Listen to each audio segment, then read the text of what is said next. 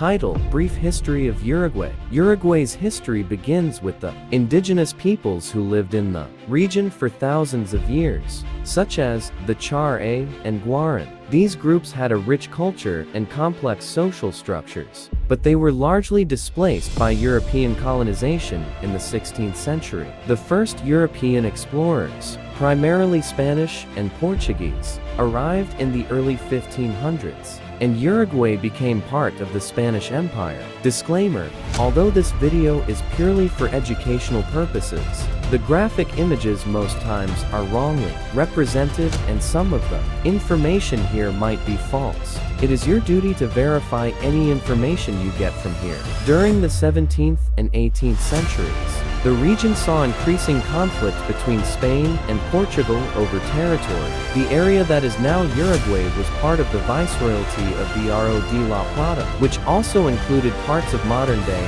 Argentina and Bolivia. By the early 19th century, the region was a focal point of revolutionary movements throughout South America, with people calling for independence from Spain. In 1811, José Artigas led the fight for independence, and after years of conflict, Uruguay finally declared its independence in 1825.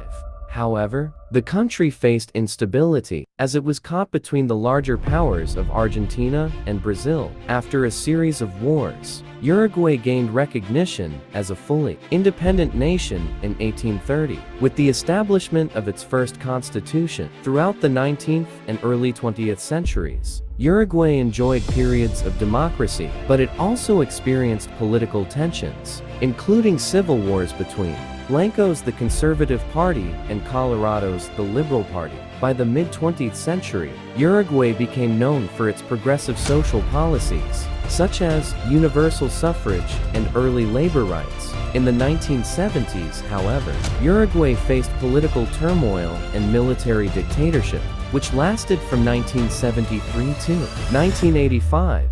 The period was marked by human rights violations, censorship, and suppression of political dissent.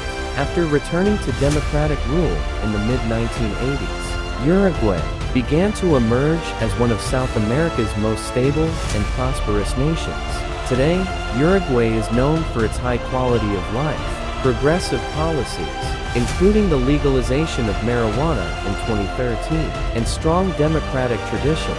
It remains a leader in social welfare and human rights in Latin America. That's about 2 to 5 minutes. Please subscribe and drop your suggestions or questions in the comment section. Thank you.